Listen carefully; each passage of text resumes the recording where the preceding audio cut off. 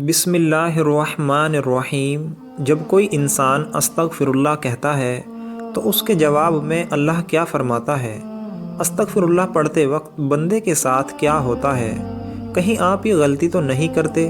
حضرت محمد صلی اللہ علیہ وسلم نے فرمایا، خدا کی قسم میں دن میں 70 سے زیادہ مرتبہ اللہ سے استغفار کرتا ہوں اور اس کی بارگاہ میں توبہ کرتا ہوں۔ ناظرین، یہ یاد رہے کہ صرف استغفر اللہ کہہ دینے سے آپ کی توبہ قبول نہیں ہوتی، کیونکہ استغفر اللہ عام طور سے جو لوگ بولتے ہیں وہ ان کی زبان پر رٹے ہوئے الفاظ ہیں۔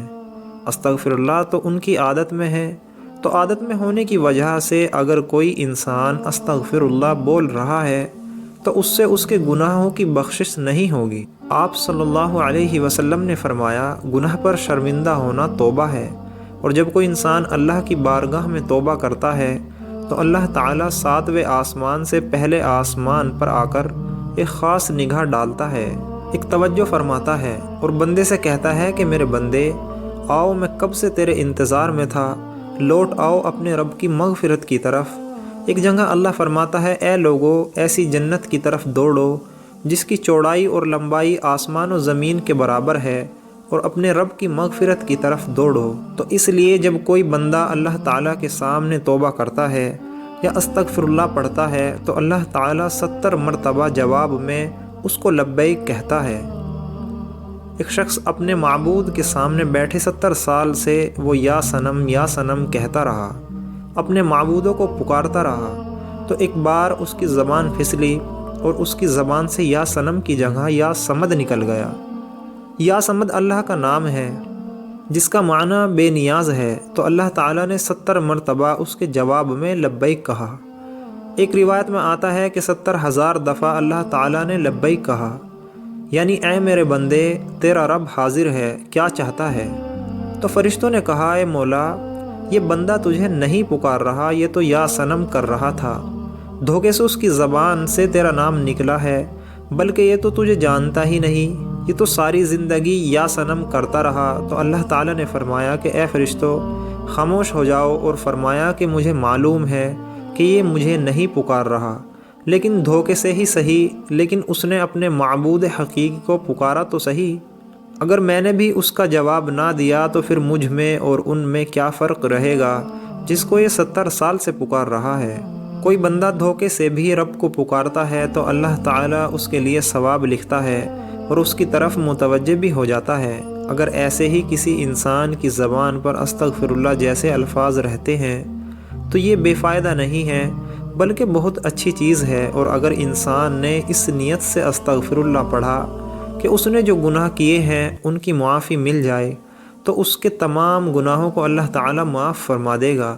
جو استغفار کو لازم کر لے، اللہ پاک اس کی تمام مشکلوں میں آسانی، ہر غم سے آزادی، اور اسے وہاں سے روزی دے گا جہاں سے اس کا گمان بھی نہ ہوگا۔ استغفر اللہ سے دلوں کا زنگ دور ہو جاتا ہے۔ جب بندہ اپنے گناہوں سے توبہ کرتا ہے تو اللہ تعالیٰ لکھنے والے فرشتے کو اس کے گناہ بھلا دیتا ہے، اسی طرح اس کے اعضاء یعنی ہاتھ پاؤں کو بھلا دیتا ہے، اور زمین سے اس کے نشانات بھی مٹا ڈالتا ہے، یہاں تک کہ قیامت کے دن جب وہ اللہ پاک سے ملے گا تو اللہ پاک کی طرف سے اس کے گناہ پر کوئی گواہ نہ ہوگا۔ حضرت سیدنا حسن بصری رحمۃ اللہ علیہ کے پاس ایک شخص آیا اور اس نے خشک سالی کی شکایت کی۔ آپ رحمۃ اللہ علیہ نے اسے استغفار کرنے کا حکم دیا۔ ایک شخص آیا، اس نے تنگ دستی کی شکایت کی تو اسے بھی یہی حکم فرمایا۔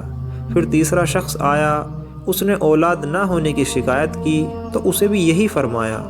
پھر چوتھا شخص آیا، اس نے اپنی زمین میں پیداوار کم ہونے کی شکایت کی تو اس سے بھی یہی فرمایا۔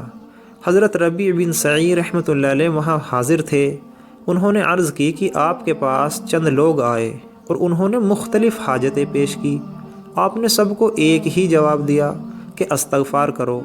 آپ رحمۃ اللہ علیہ نے ان کے سامنے یہ آیت پڑھی جن میں استغفار کو بارش، مال، اولاد اور باغات کے عطا ہونے کا سبب فرمایا گیا ہے۔ تو میں نے کہا، اپنے رب سے معافی مانگو، بے شک وہ بڑا معاف فرمانے والا ہے، تم پر موسلا دھار بارش بھیجے گا اور مال اور بیٹوں سے تمہاری مدد کرے گا، اور تمہارے لیے باغ بنا دے گا اور تمہارے لیے نہریں بنا دے گا۔ بندہ جب کسی گناہ کو اللہ تعالیٰ کی نافرمانی سمجھ کر اس کے کرنے پر شرمندہ ہوتے ہوئے رب سے معافی مانگے اور آئندہ کے لیے اس گناہ سے بچنے کا پکا ارادہ کرے اور اس گناہ کی تلافی کے لیے کوشش کرے، مثلا نماز قضا کی تھی تو اب ادا بھی کرے، چوری کی تھی یا رشوت لی تھی تو بعد توبہ وہ مال اصل مالک یا اس کے ورثاء کو واپس کرے یا معافی کروا لے، اور اگر اصل مالک یا ورثاء نہ ملے تو ان کی طرف سے راہ خدا میں اس نیت سے صدقہ کر دے کہ وہ لوگ جب ملیں گے اور صدقہ کرنے پر راضی نہ ہوئے تو اپنے پاس سے انہیں واپس دوں گا۔ توبہ و استغفار کے تمام تر اہمیت اور فضیلت کے باوجود بعض بد نصیب نفس و شیطان کے بہکاوے میں آ کر توبہ استغفار کرنے میں ٹالم ٹول سے کام لیتے ہیں۔ توبہ کا موقع ملنا بھی بہت بڑی سعادت کی بات ہے۔ بہت سے لوگوں کو توبہ کا موقع بھی نہیں ملتا اور وہ بغیر توبہ کیے اس دارائے فانی سے چلے جاتے ہیں۔ موت کا کوئی بھروسہ نہیں، اس لیے ہمیں بھی بکثرت توبہ و استغفار کرنے کی ضرورت ہے۔ قرآن مجید میں ارشاد باری تعالیٰ ہے کہ اللہ استغفار کرنے والوں پر رحم کی بارش کرتا ہے اور ان کی طاقت میں اضافہ کرتا ہے۔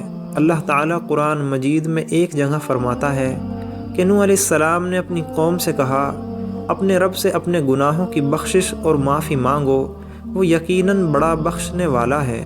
وہ تم پر آسمان کو خوب برستا ہوا چھوڑ دے گا اور تمہیں خوب پے در پے مال اور اولاد میں ترقی دے گا اور تمہیں باغات دے گا اور تمہارے لیے نہریں نکال دے گا۔ استغفار اللہ کی خوشنودی کا سب سے بڑا ذریعہ ہے۔ ایک حدیث مبارکہ ہے کہ اللہ پاک توبہ کرنے والے بندے سے اس شخص سے بھی زیادہ خوش ہوتے ہیں جس نے اپنا گم شدہ اونٹ کو پا لیا ہو۔ ہم لوگوں کو ہر وقت استغفر اللہ کہنے کی عادت ڈالنی چاہیے۔ اس کے علاوہ ہمیں چاہیے کہ ہم ہر وقت اللہ کا ذکر کریں۔ حضور نے فرمایا کہ اٹھتے بیٹھتے چلتے پھرتے اللہ کا ذکر کیا کرو۔ جو لوگ اللہ کا ذکر کرتے ہیں وہ زندہ ہیں، جو اللہ کا ذکر نہیں کرتے وہ مردہ ہیں، بلکہ مردار ہیں۔ ہماری زبان ہر وقت اللہ کی یاد سے تر رہنی چاہیے، اور جب بندہ اللہ کا ذکر کرتا ہے تو شیطان چونکہ انسان کے دل پر اپنے پنجوں کو گاڑے رکھتا ہے، جب بندہ اللہ کا ذکر کرتا ہے تو پھر وہ اپنے پنجوں کو ہٹا دیتا ہے، اور جب بندہ ذکر کرنا بند کر دیتا ہے شیطان پنجوں کو بندے کے دل پر گاڑ دیتا ہے۔ تو اس لیے ہر وقت ہمیں اللہ کا ذکر کرنا چاہیے، درود پاک کی کثرت کرنا چاہیے، استغفر اللہ اور ہر ذکر کے الفاظ کو اپنی زبان پر رکھنا چاہیے۔ اللہ پاک سے دعا ہے کہ ہمیں گناہوں سے بچنے اور سچی توبہ کی توفیق عطا فرمائے، آمین۔ دوستو، ویڈیو کیسی لگی کمنٹ باکس میں اپنی رائے کا اظہار ضرور کریں۔ جزاک اللہ۔